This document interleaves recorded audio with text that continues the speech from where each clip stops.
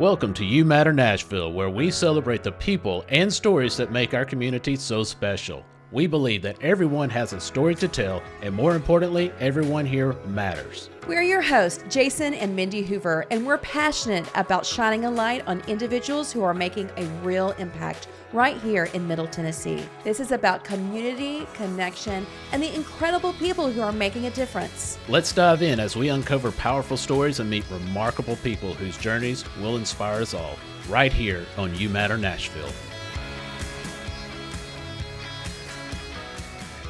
Welcome back to You Matter Nashville. I'm Jason Hoover alongside my absolutely beautiful wife, Mindy. And today we are honored to have on the show with us Buddy Teaster. He is the president and CEO of Soles4Souls.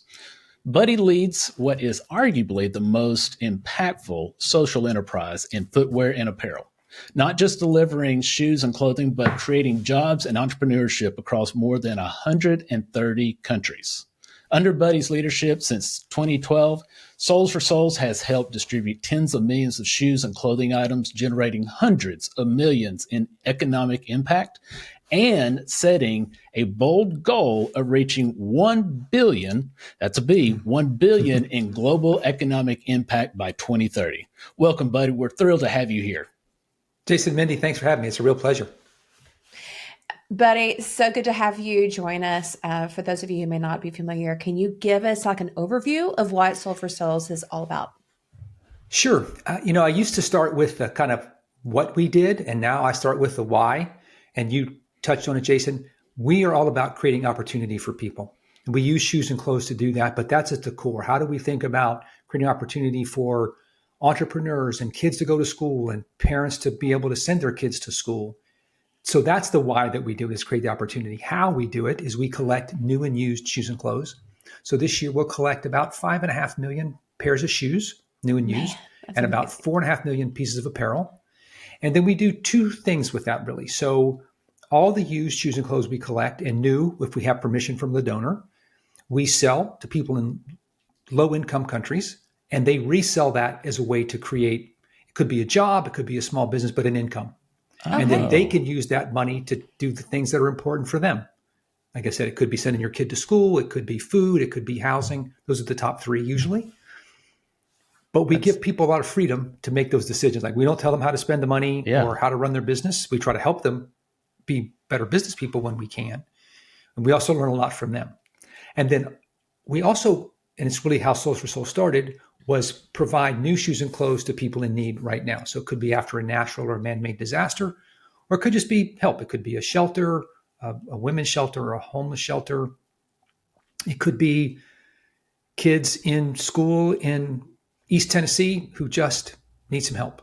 And so those are always new shoes and clothes. So that's the kind of the why and a little bit of the how that we get that done. Yeah, I love that, because you're not only helping people locally, it's also you're stretching out and helping those globally as well. So absolutely, I definitely love, and simple things like shoes and clothing. I mean, that's a big impact, especially with your self-confidence. Oh yeah. Let's not just talk about health wise, but your self-confidence goes a long way, especially for kids. Yeah, when a lot of times kids look at each other's shoes before they look at the other person's face. I mean, I was a teacher for many years, and it's sad, but it's true. They're like, "Oh, look at my new shoes," or there's so much confidence that happens when they have a nice, bright white pair of tennis shoes, and so yeah. But yeah, they do. They talk about their shoes. That's like a talking point for a lot of kids. Mindy, it's 100% true. And the thing, I've been at Soles4Souls since 2012, that I continue to learn and relearn and be amazed by. That doesn't matter if you are in Brentwood, Tennessee, or Haiti, or Honduras. That feeling of, I feel good about myself because I have shoes that fit, or new shoes, or new to me shoes, it blows me away. We were at a school in Honduras this past Friday. In Honduras, there's a community called the Garifunas. They are mostly escaped slaves from Africa who wound up in different parts of Central America, but in Honduras. On language, culture, all these things, and they have been marginalized for a long time. So we go to this school. It's about 250 kids that we were able to serve. And it's the exact same thing as when we do a shoe distribution here and they get new Nikes, right? These were not new Nikes, right? They were black rubber shoes that were super functional for them. And it's the same energy. It's the same confidence. And that's one of the things I love about this Soles4Souls work is shoes can cut through all that, can cut through language, class, status. It's amazing to see how much it matters. And the same with clothes. Yeah. Yeah, I know Mindy had a great opportunity to do some shopping with some kids here just last week. Yeah, with Franktown and Franklin. And just, you just take for granted, you take your kids to the mall or wherever else, or with my kids, we go online because they both hate shopping. We started them in Goodwill clothes. I'm not ashamed. Not ashamed. Hey, we do what absolutely. you got to do. I was a teacher's salary for many years, so my kids got to know the thrift stores very well. Now it's cool. But they were there. So before you were ahead of the curve. You were ahead of the curve. But it's just so exciting, for them to be able to go and get new things for school and everything. So, and I was joking around. I was like, I can go shopping with the Franktown kids because my own kids don't like going to shop with me. But I love it. They were so excited and so respectful and so appreciative of getting a new pair of shoes. We had a list of things we had to go get, and the very first thing was a new pair of shoes. They were like, let's go. Because they wanted to make sure they had the right pair of shoes before they picked out shirts or jeans. Mindy, so we have this program that we started in the U.S. in 2020. So we're coming up on our 5th anniversary, called For Every Kid. And we provide new branded sneakers to kids experiencing homelessness, mostly through public schools. Wow. And it's an amazing program. I'm super proud of how we got there, how we do it, who we work with. It's great. And we have a Soles4Souls Canada organization, and they wanted to participate, but the structure is super different. School systems are different. How they identify kids who are experiencing homelessness is different. So we were kind of stuck. We have a great partner there and in the US in DSW, this footwear store. And they said, hey, instead of because we could not go into schools, which we do a lot here. That's how the shoes get distributed. Why don't we bring kids to the store? So we worked with a lot of boys and girls clubs in Toronto and now across the country. So they might bring 30 or 40 kids in an evening and the kids get to shop. So just like you experienced, it wasn't that here's what you get. I'm going to give you the thing. Yeah. They say, you got an hour here, an hour and a half, pick what you want. And so there's the joy of getting the shoes. Like when you walk out, you're pretty happy, but this feeling of having some choice, feeling kind of like I'll put in quotes, a normal kid when you're in there doing that matters almost as much as the new shoes. All that experience together, as you said, is about confidence and feeling like you belong. And that's a big deal. And I don't know if Jason had shared, but I have a nonprofit for prom dresses and making sure that all girls in our area get a prom dress. But shoes is a huge thing that I have to search for every year because, they may get a dress, but if they don't have shoes to go with it, that's really hard. And a lot of times that expense is $100, for a pair for what you're going to wear them one time. Right? At one time. And so we always encourage the women's groups and everything, all these malls that you go to and you're never wearing those shoes again, don't forget to donate those too, because they practically are new, even if they've been, and a lot of times women will buy those shoes and they'll never wear them. Full intentions, but they never wear them. It blows my mind how many shoes and boxes with tags that I get. And I think a lot of people just take that for granted and just have shoes in their closets, just stacking up. And I'm sorry, women are the worst about it. We see beautiful shoes on sale and we get them and then we never buy the outfit to go with it. Because sometimes the shoes are the first thought. Just do the math. The U.S. imports about 2 billion pairs of shoes a year. There are 350 million people here. Oh my goodness. Wow. There's no way that we, including I know better, right? This is how I make my living. And this is the job that I have that I love more than anything I've ever done. And I walk in my closet and think, what's wrong with you? Yeah. You know better. So it's on one hand, it's a crazy embarrassment of riches. Yeah. But as people, my experience also, if you make it easy for them, like you do, saying, hey, this is how, drop them off here. I'm going to use them with these girls. people want to do the right thing. They do. You just have to make it easy. Right? Yeah. Yeah. Having those drop-off points, which is a good way to segue into where or how do you distribute or get donations from people? Do you have setup points? Do you have donation drives? How do you work It's it? a little bit of everything, Mindy. We'll sort of do whatever we have to get in shoes, because that's what fuels our work. I mean, we raise money. That's a part of what we do. But the real energy in our programming comes from donations of shoes and clothes. So the used shoes come from the public, just like you were saying, people going into their closets. And we do donation drives. So it might be one of your kids collecting at school, doing something at church, doing something at your office. And people collect anywhere from a few pairs to we have people who collect 25,000 pairs. Wow. They're committed to that number. Then we have partnerships like Zappos, they're amazing, and they will pay for the shipping. So we have people who want to donate shoes and there's no easy place to drop them off. You can go to Zappos for Good, print out a label, take it to UPS, and Zappos pays for the shipping. We get that's fantastic. hundreds of thousands of pairs a year and pieces of clothing through that. And then our biggest partnership is probably DSW. So they have 500 stores here in the US and maybe 100, something like that, maybe not quite that, in Canada. And every store has a drop-off box. So each month, DSW customers are donating somewhere between 100 and 125,000 pairs a month. That's amazing. Wow. Right? So it does come down to convenience. As I Yes. said, that's Yes. when we started this part, and we also do it with Famous Footwear. They're now collecting tens of thousands of pairs a month, and that is growing. People know that they can put these shoes to work, that there's a lot of life left in them. And if they can go in, they're going to shop, they're already doing something else. It's easy to do. And the other thing, it's an important part of Soles4Souls, is how do we think like a business partner? We're just not only a not-for-profit.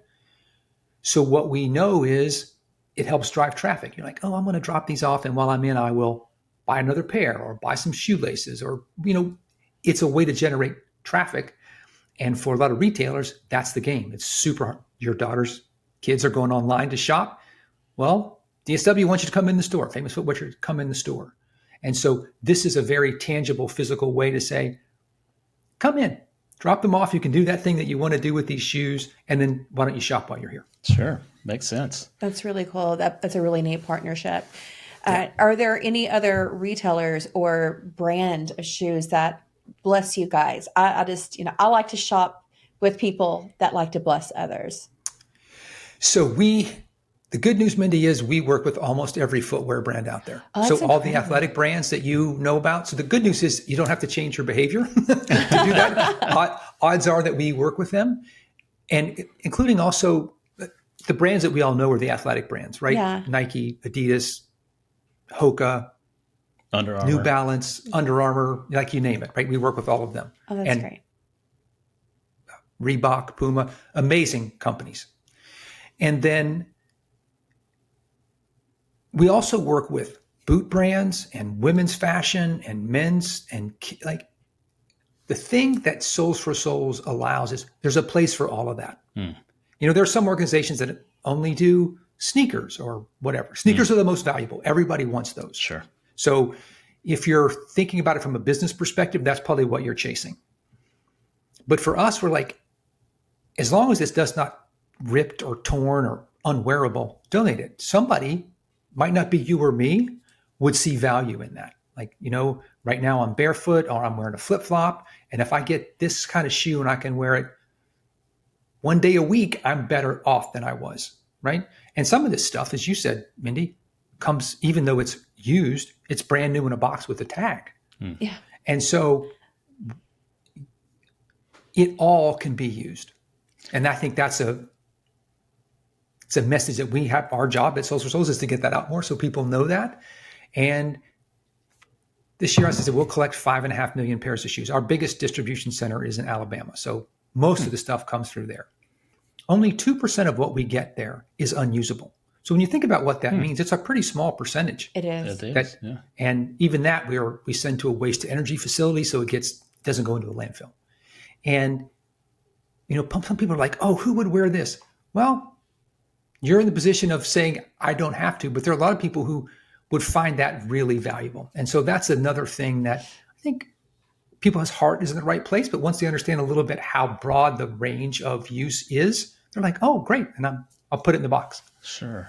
So what would be the criteria of, and it may be hard to say, of what would not be accepted? And what I'm getting at is like, our son plays baseball. Y'all wouldn't accept cleats, would you? 100%. Oh, really? Oh, We work in the Dominican Republic. Wow. People are dying for baseball cleats. The only thing that's really hard, football cleats are only in America. Nobody else plays American football. that's true. Right? So those are really hard. Okay. But soccer cleats, baseball cleats, absolutely, we can use all those. So we this have has been some. so that would be, put them in the box, put them in a box at a DSW or a Famous Footwear. But even things like this is a little harder for us, and we've found some answers. I mentioned that we do footwear collection in Canada. Well, a lot more boots and winter stuff. But when you think about, for us at Soles4Souls, a lot of places that we work are hot. Haiti, Honduras, Guatemala, Dominican Republic, Belize. They don't want any winter boots. But we have a partner in Eastern Europe who can take a lot of that. And then we made a conscious decision to expand our partnerships to Chile, where they can also use winter gear. So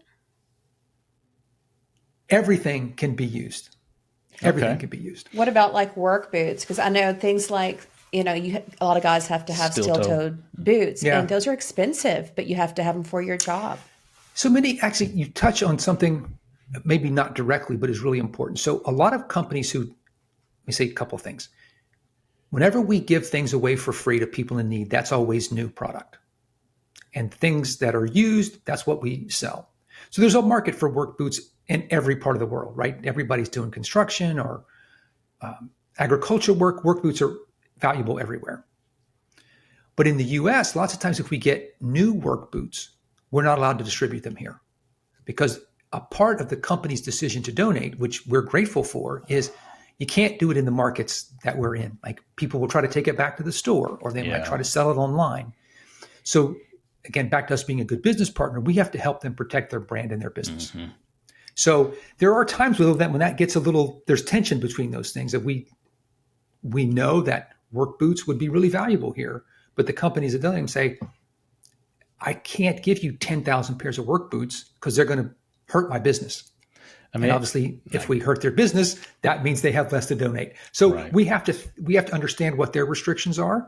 So anybody who donates new shoes and clothes to us can say, I want it used in this way and in these places. And we honor that. That's part of the value that we bring. That makes a lot of sense. Yeah, it does. Yeah, and just respecting those boundaries. So I want to turn for a moment a little bit to you had an interesting start and with joining Soles4Souls. Can you give us a little bit of a backstory on that? Sure. So next year will be Soles4Souls' 20th anniversary. 2006, things officially started, and it grew really fast. The guy who founded it, whom I've never met, Wayne Elsey, he did a lot of things that allowed Soles4Souls to really explode. But by 2011, there was some really bad press here in Nashville in the Tennessean, our hometown paper, about how much he was being paid, how the shoes were being used, and it got pretty ugly. And it turns out that Soles4Souls had been losing money every year from 2006 to 2012. And by the time we got to 2012, between the bad press and the financial, he and the board parted ways. And so Soles4Souls was looking for a new CEO. And that's how I got the gig. Like there's no cool story about it. It's just like, that wasn't going the right direction. They did a search and I had my name in the hat. I think the board shared everything they knew about what was going on. It just turns out that it was so much worse than they knew. Mm-hmm. Like they never did anything but be fully transparent. But once I got in, I brought in a guy I'd worked with before who's a turnaround person. And he said, it's so much worse than you think. Ooh. So the year that our financial year ends in June. So I came in October. The June before I came, on $4.5 million in revenue, Soles4Souls lost $2.5 million. Like it was circling the drain, but technically bankrupt. Like if there was cash coming in, so we kept the lights on, but it was a really bad situation. So financial situation was bad. The board, almost everybody had quit except for 3. Morale was terrible. Nobody knew what was going on. And I get the question still, like, why did you take the job? Like every and I lived in Dallas. I wasn't just like, oh, I'll just walk across the street. Right. It was a move. The mission, Jason, to your sort of unasked question is, well, why did you come? Is I love this idea of using markets and business as a way to help address poverty. That part seems so incredibly powerful to me that I wanted to be a part of it. Also, honestly, like there wasn't much down, aside from the moving and the kind of whatever personal implications were there, I couldn't make it worse. Like if it went under, nobody would say like, oh, it was going great till this guy showed up. The bar was very low, huh? The bar was very low. Just up. And I, from day one, I have loved what I've done. There's never been a day where I'm like, whew, that was a crazy decision. And to feel that way almost 13 years later I feel incredibly lucky about That's that. amazing. And, we're healthy now. We have this great board. We're financially stable. We're growing. We're serving more people. We're doing all those things that you sort of track. And it's just as much fun as when we were like, how do we pay the bills this month? It's different, but it's still super engaging. And you've got to have a sense of accomplishment from, being in the, I guess at the that point of it was going to, close to bankruptcy, Yeah. and getting that turned around to where your reach is 130 countries, right?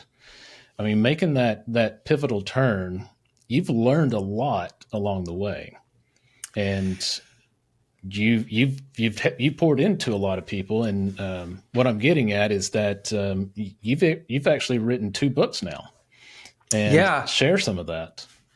Well, the first book, Shoestrings is what we ended up calling it, was much more about who is Soles4Souls, like what do we do?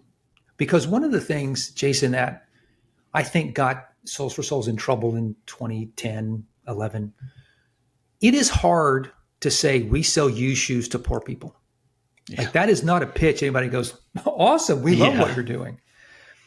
So I think rather than figure out how to do that or lean into it, they focused more on giving stuff away for free and kind of glossed over what was really happening with the shoes. And it seemed like once we got things stable, we weren't losing money and, we knew we were going to make it. A book was a great way to tell that story.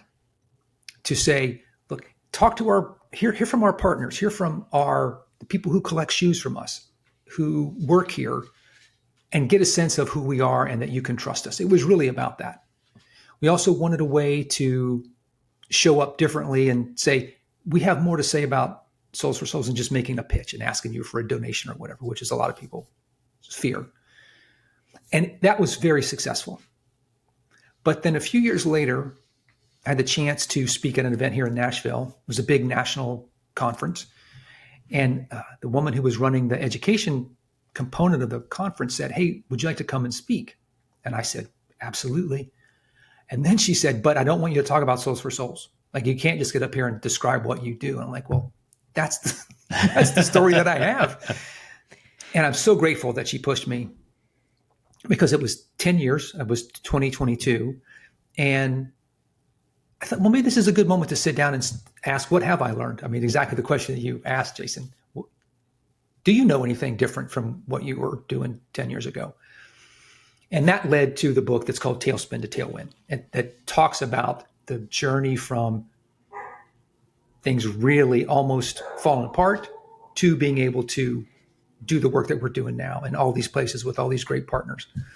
And so it's obviously about Soles4Souls, but we talk about how we used focusing on values, on our mission and vision, having an operating system so that we could run the business better, investing in our team and our board, how are we a good partner, how to set that BHAG. You mentioned the $1 billion by 2030 was incredibly important. And so those were lessons that certainly worked for us and may be helpful to other people. So as we put a little bit of context around that, that's the hope, is that you learn about Soles for Souls and you hopefully get a sense of why that matters. More importantly, how can you apply it to your situation? And if there's one or two things in there, that's great. Yeah, I've got a copy here for those that are watching this podcast, and I have to say it's not a book just for nonprofits. I mean, there's a lot of leadership lessons in here just for business owners, entrepreneurs. It doesn't restrict into just those in the nonprofit sector. And one thing that like you talk about culture in here. Yeah. Culture. Everybody has culture, right? And everybody likes to think they have the best culture, but culture takes intention. It's intentional of how you build the culture. But I like your acronym. If you can share just a little bit about it, your team acronym. Yeah. So the team thing was pure luck, right? That we didn't go into saying like, hey, we need a cool, easy way to remember it. We started with what is important for how we treat each other. So when I came, as I said, the morale internally was bad. People had read all this stuff. In the newspaper was the first time they heard about it. Yeah. They'd been told, I've seen the emails, we don't sell shoes. And the newspaper article said, Soles4Souls sells shoes. And I'm like, 100% we sell shoes. Here's why that's a good thing. So we had a lot of work to do. And by starting with how are we going to treat each other? What are we going to value? That seemed like the right place. So we came up with 4. The first was around transparency. Maybe you have a sense, even from this short conversation, that was not how Soles4Souls worked. Mm-hmm. And so to say, we're going to tell each other the truth, good, bad, and ugly, no matter what. And we're going to do that with our partners and our board and everybody else. That was foundational. If we're going to support entrepreneurship, we need to act entrepreneurially. So that's the E. We can't be this sort of bureaucratic, stodgy organization if we're working with people who are using entrepreneurship as a way to stay alive. Then how we hold each other and ourselves accountable. That's the A. And again, at Soles4Souls, it seemed to be in short supply. When things went sideways, they were like, no, that was you, that was you, that was you. That's not how we were going to get better. And the last one, I think it's become in the last 12 years more common to talk about the meaning of your work and the purpose of your work. So we said we want this work to be meaningful in 2 ways. It needs to be meaningful to you. You're getting a paycheck, you're showing up every day, coming to work to hopefully make a difference somehow. So it should be meaningful. But it also needs to be meaningful to the people we serve. Because a little bit of what had happened, and happens a lot in not-for-profits, is you're like, well, I have a container of shoes.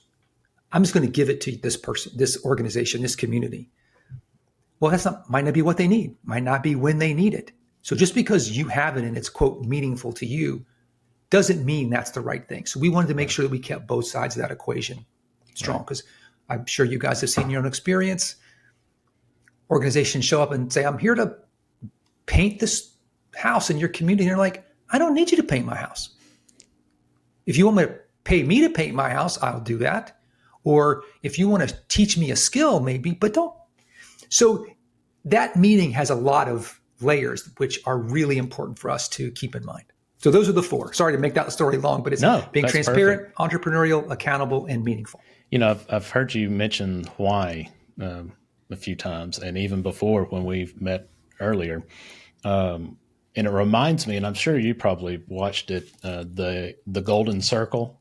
Absolutely. by Simon Sinek. Yeah. And it's an old TED Talk. I mean, it's a real old TED Talk, but it's one of the most powerful ones that you can watch, because, he teaches on, if you're a business owner, it's not the product, it's the why that actually reaches people. And I still go back and watch it. I think it's, I'm with you. It's old. It never gets old. Yeah. And I mean, he breaks it down beautifully. It's, people buy why you do it, not what you do. And so everybody that's listening, if you haven't watched that, it's on YouTube, Simon Sinek, The Golden Circle. Yeah. Great recommendation. Absolutely. So challenges. Running a large organization like this, it has its fair share of challenges. So what are some of those challenges that you have been faced with, and a little insight to how you were able to overcome it for those that are in business right now, or maybe even facing similar obstacles? Well, I would, Jason, broadly in two categories. Like there's what's happening outside and the challenges inside our organization. So I'll just stick with some big market things. In the last decade, the rise of resale and re-commerce is totally changed. When I started, companies would maybe sell at a discount. Maybe they would sell to TJ Maxx, but probably not. And they would donate it to us. Then they started their own outlet stores. Then they started making shoes for TJ Maxx. Then you could sell on Poshmark or eBay. So the volume and the quality of shoes and clothes that we get has gone down because there are all these alternatives. Buffalo Exchange, Plato's Closet, all these places where you can either make money or make money. Like a lot of it is driven by making money, right? And so pop-up shops. That has been a huge shift for us on the used and the new side. So we've responded to that in a couple of ways. We've done a lot of work to make it more convenient so that you're like, you know what, I could make $2 or $3 if I go through, I take the picture and do all the work. I just put it in the box. If the box is easy, I'll do that. Yeah. So that's one way we respond. We've also looked at how do we maybe start another business, another line of business where we are repairing that stuff or taking pictures and posting it so that it can go on a resale site.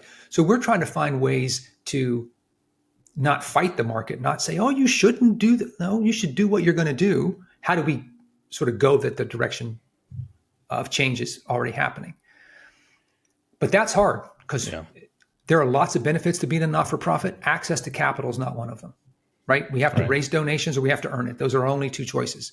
Banks do not like loaning money to not-for-profits unless it's for a building, typically. They want a hard asset. They're like, if we want to fund this business, it's hard because we don't really have access to capital the same way. So that we have to be creative, right? So that's what we're exploring. Internally, I would say, so in 2020, the guy who was our COO, he was a great friend, he was the second employee at Soles4Souls, died from cancer in May of 2020. Pandemic was going on. The challenges that came up of like, who's doing what? Who knows what? David was our president and COO, so a lot came through him. How do we figure all that on top of we can't be together, right? We're all working from home and nobody knows what they're doing yet. I think the challenge that presented, and it was hard, like 2020, as it was for many people, it was hard for us in addition to the pandemic with David's death. At the end of that, let's say 9 months, we were a much better organization. And at the end of 2020, we decided to be totally virtual. People went from wherever they went to wherever they wanted to go to work, and we're still doing that. But the challenge, so great strength came out of that. And I think the challenge now is we've got 85 employees in 20 states and 6 countries. I think the biggest challenge is how do we keep everybody together? How do you feel if you get a paycheck from Soles4Souls? How do you feel connected to the mission, to the rest of your team? And I think we do a lot of things to try to make people feel connected, but that's a big challenge because we're not going back. Yeah. The quality of team, the diversity of experience and expertise, we could never match that if we said you got to move to Nashville for it. So I think that's been 100% right, but it's created this other challenge of keeping everybody excited and plugged into what we're doing.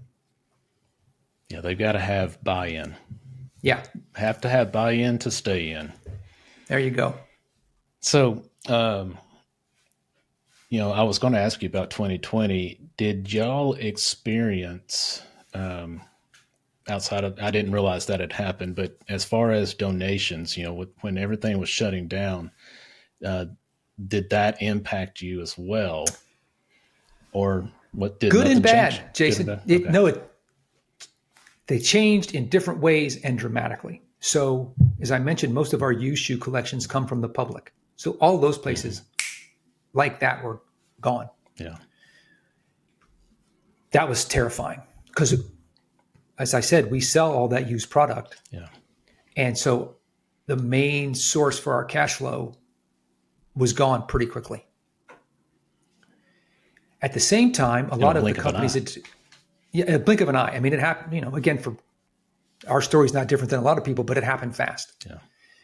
The thing that we did not expect is a lot of our corporate partners, especially retail, footwear and apparel companies, their stores were closed and they had all this inventory. It was coming out their ears. So we would get phone calls and say, we don't know exactly what it is, but can you come and get these 3 trucks of stuff? So really? We had this weird swing because stuff was still coming in, like it had been on the ship for a couple of months or whatever, and it was still coming. They were moving as much as they could online, but retail was still really slow. And so they said, can you use this? So they allowed it to use this here for, like, Crocs is a great example. Amazing company in so many ways. I hear that. And one of the things they allowed us to do was to use Crocs to distribute to nurses and especially nurses and doctors, hospital folks who are on their feet for 20 hours a day. And so between the pandemic creating that situation and having this extra product, they found a really creative way to do it instead of just selling it or hanging on to it. They're like, hey, we can put it into use. So that happened a lot. And so at the end of that year, we ended up having a good financial year, but it really expanded the kind of impact that we could have. That was just a challenging time, period. And everybody was forced to have changes so quickly, and it was like adapt or die. And that just sounds horrible, but it's kind of how it was. But looking to the future, like, what changes do you guys have coming down the pike, or partnerships do you guys see coming along that you guys are just excited about? So I mentioned that we're looking at how do we change our business model. So we are starting this business. We're doing it a little bit, but this year I think will be the one that we finally get some traction, called Solutions for Good, where what we want to be, especially for our corporate partners, is a one-stop shop. They could send us stuff that, like, hey, this needs repaired, this needs ironed, this needs mold removed. Like, that business is out there, and we're partners in some cases with those companies. But what we want to say is, send it all to us. We can fix it, and they'll pay for that. It's just, it's a commercial service.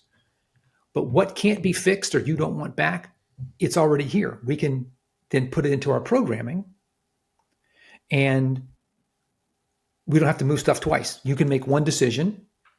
They have to trust us that we're going to do the right thing with the product. Sure. Right. But for them, they're like, wait a minute, I can make one phone call and it's all done.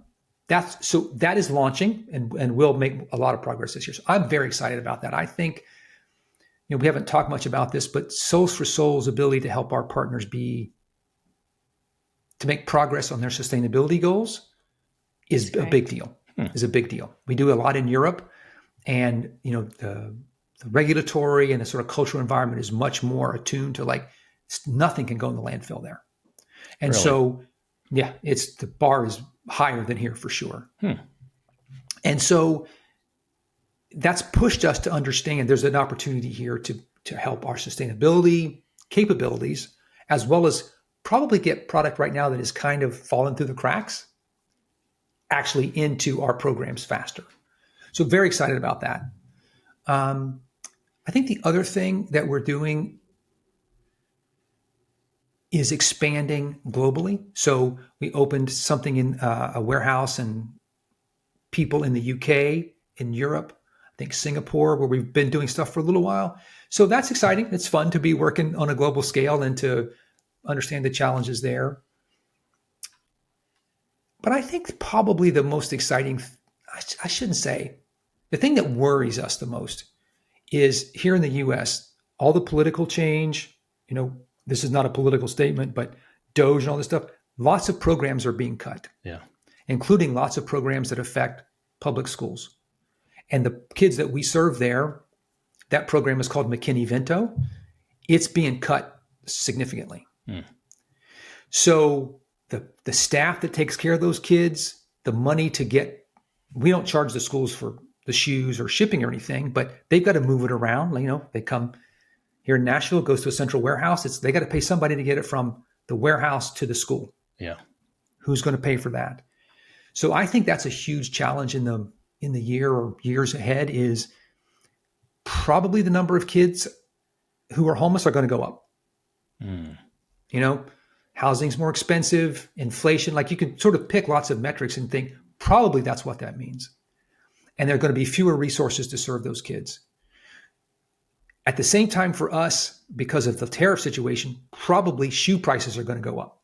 I was wondering that. Yeah. So it's kind of, I know it's a cliche, but a perfect storm of a lot of things. Mm-hmm. None of that's good. However, the part that's exciting is we have seen the value of this program. We served 250,000 kids this year with new sneakers. Now we've been in all 50 states. And you hear from these kids and their parents and the teachers, and it really matters. We need to go back to your earlier thing. It matters in a practical way that their shoes fit and they can come to school. Yes. It matters a lot more that they want to come to school, that they aren't worried about being bullied or whatever. So the exciting part is, how do we figure it out? Like, that's where, for us, that E value of being entrepreneurial, how do we say, you know what, we could sit here and cry about what is happening politically and financially, but we can't change that. What can we do? Right. And so that is energizing us to be creative and hopefully still have the same impact that at least the same impact that we had this year. Shift your energy from what you can't control to what you can. There you go. Exactly. Awesome. Yeah. So as far as future wise, I know you've got some, you even mentioned, the big, hairy, audacious goal, the BHAG. If you don't have a BHAG, you need to get one. 100%. Because that motivates you and kicks you in the rear end whenever you don't feel motivated. But I love that you've got the BHAG, you've got the vision and the focus.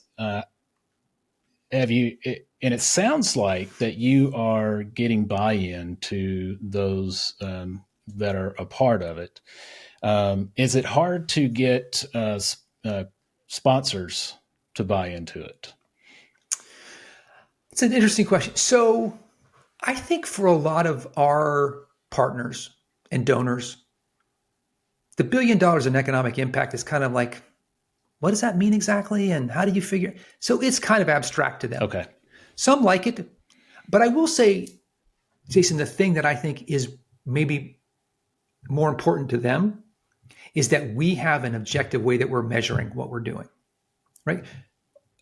I think this is a struggle in the not-for-profit world generally, but it's really hard to say, are we making progress? Is it better after we've done our thing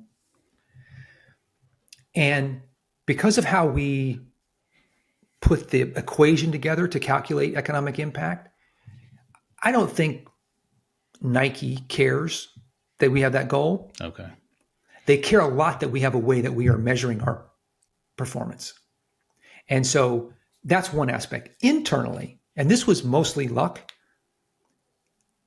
it is something that we use and talk about almost every day. This isn't something like, okay, it's the end of the year, we better figure out how we're doing against our BHAG. Because of how we built it, there are incentives and penalties in the decisions that we make. And there are kind of three main components to it, and we can usually get two of the three, which means that every decision around, are these shoes going to be given away for free or sold or sent to the warehouse to be ready for the next natural disaster, it's not a simple answer. Right. And so it's really conscious for us to say, I'm making this decision about this container of clothes or shoes. It's going to do this, and here's why. It has turned out to be incredibly valuable. It makes us more disciplined, and it allows us to make better decisions. I'll just give you one small example. A few years ago, we had someone call and say they had, I don't know, some crazy number, like 25,000 pairs of baby shoes. Wow. And so we called our partner, one of the guys that we work with in Eastern Europe. He has a chain of thrift stores. He has 50 stores now. And we talked it through him, and he said, the cost of moving them, I'll lose money if I bring them here. And nobody else wanted them. So before we had this BHAG, we would have been like, well, that's the end of that. We'll tell these guys no, because there's no use for them. But because we have a way of saying there's value in giving stuff away for free that we can track in this economic impact, we said, Mark, what if we gave them to you and you distributed them for free? Now that's different. So it allows us to be more nuanced in how we think about where things go in a way that I think has allowed us to make consistently better decisions over the last few years. That reminded me of a story of with Love the Dress. We had an amazing retailer reach out and was like, hey, it's like, hey, we have these beautiful quinceañera ball gowns. And they're like, would you like to have some? And I'm like, we would love that. Thank you so much for thinking of us. And then that's like the last I heard from them. They're like, we'll get in touch with you to like make all the arrangements, shipping and all the things. Never heard anything. All of a sudden, one of my friends whose address is on the site, because we're using her home for storage a lot. And she's like, there is a freight in my neighborhood. There were over 200 of these dresses. And if you know how big those dresses are, like they're it's huge. huge box for each dress pretty much. And we were like, what are we going to do? She had a huge 2.5 car garage. We couldn't even get them all in there. And it was great. I mean, it was so, and we're like, oh wow, this company gave us all of these things, but it was so much more than we needed. Yeah. And so we end up having to call all these other, like Catholic charities and like all these other groups trying to find a home for all of these things. Good intentions. Yeah. Good intentions, maybe not definitely the right not complaining. place. Not complaining. That's why I'm not mentioning who they are. But so grateful. But we laughed. We had those dresses for years. Yeah. Years. And, we may have taken photos in them. It was fun. But it was, anyway, it's good intentions. But you have to think about who you're donating to, and is this going to be beneficial, and understand that they can't just take on everything. Finding out what others need, is so great. I would also like to know, because I know so many organizations, of course they need donations. They have drives, they have events, they have fundraisers. I'd love to know, like, what annual events do you guys have? What annual fundraisers do you guys have to meet your goals? Is there something that the community can be a part of to help with those events? Yeah. We've sort of gotten away from physical events. We don't do many of those anymore. They're a lot of fun. They tend not to be that great at fundraising. You have a high cost to do it. So true. At least that's been our experience. So we do a virtual event every May called Race for Every Kid. So I mentioned this program for every kid, where we're providing this pair of sneakers for $20. That's to acquire the shoe, get it in, get it out to the school. So $20 is it's a nice round number. Everybody can get their head around that. Most people can see, wait a minute, if I'm going to get these kind of shoes delivered to a kid for $20, that's a good deal, right? So it seems from both sides it's attractive. We started this virtual event in 2021, so we just had our 5th year. And this year we raised almost $400,000 through this virtual event. Wow. And it is actually a lot of fun. I never thought I would say that about a virtual event, but we have teams, we have people competing against each other to see how far they can run, swim, bike, walk, ski. Like we've had a little rollerblade, a little bit of everything. And, some people get per mile pledges and some just get like, hey, here's $100 or $1,000 or $10,000. And we have all of that. And this year, so our board is super committed. I am incredibly grateful for our board. Out of that 400,000, our board and their teams raised half of it. Wow. That's so amazing. It's an easy way. So we've had people, who they're like, I'm in for $100. I'll serve 5 kids. And we have one, trying to think what the lead fundraiser this year, probably raised $30,000 on her own with her team. That's awesome. So it's everything in between. So that is the easiest thing. It's May of every year, so nothing to do right now, but it's coming up. And if you have shoes, Sorry, Jason. No, if you you're fine. have shoes, and especially shoes, DSW, Famous Footwear, Zappos, all of those make it easy to drop off shoes. So I'm very, very curious on being an online event. How does that work? I mean, is it like a 1 day only and they're It's all month. All month. Okay. It's all month. And we have a leaderboard. So if everybody's updating their stuff, you see every day, like who's gone the most miles, who's raised the most money. There's a lot of smack talk about who's winning and who's losing. So it's really good natured. Okay. And I don't know. The thing I like about it is, really like there's a woman I think of every year who participates. She's in for $100. She gets a few people. They donate $5, $10 to her. I love that. Like she's making it for her. She's making a difference, right? Yeah. That's something that she can do. And then we have other people who are like, I'm in it to win it. And, they're running every day. They're taking pictures. I'm training for a marathon, like all that kind of stuff. And they can have just as much fun as the person who is doing this small, local, just my friends kind of approach. Love it. Yeah, that's amazing. So you shared a lot today, and I do appreciate it. I appreciate what you do. And I'm going to put you on the spot here just a little bit.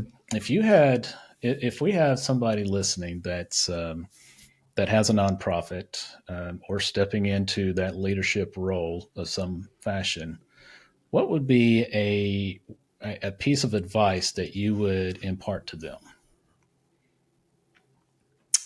That just put me on the spot.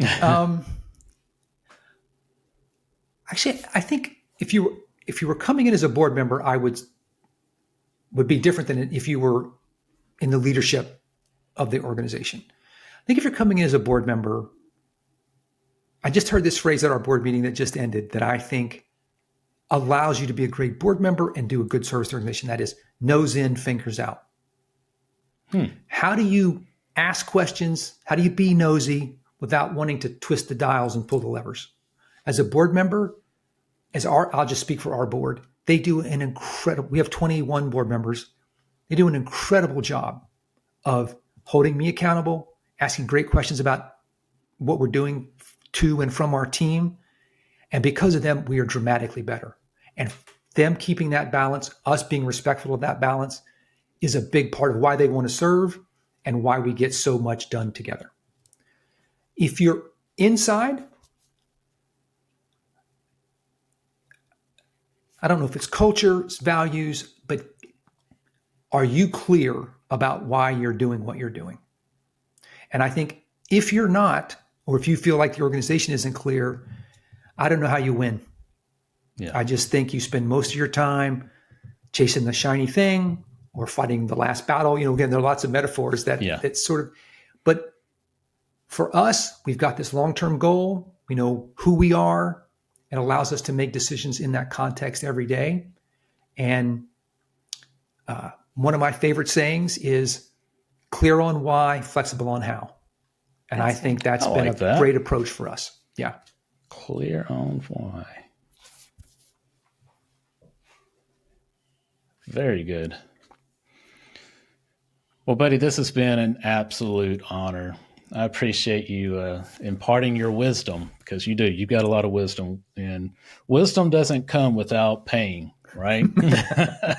Wisdom doesn't come without struggles, and especially leading a large organization. Just from my past, I didn't lead an organization like you have, but I've been in corporate and I've done many of other things, and I can just only imagine what you had to come into, that firestorm, and to turn it around and to be the organization that it is today. That says a lot about you. It says a lot about your heart, and that you're still in it. You're to still be in it, because a lot of people, they get burned out. The day in, day out stress, the changing markets, pandemics, let's throw that in there too. All of it, it does, it wears you down. And, for you to stay focused and for you to continually push forward, and it's not for your benefit, it's for the benefit of all. And, I like that, how you think, just like with that obstacle you had of the baby shoes, it didn't just stop there. Right. You took that and it's like, no, we can figure out something. And I think a lot of times we stop too soon. And it takes people like yourself to say, no, we can figure this out.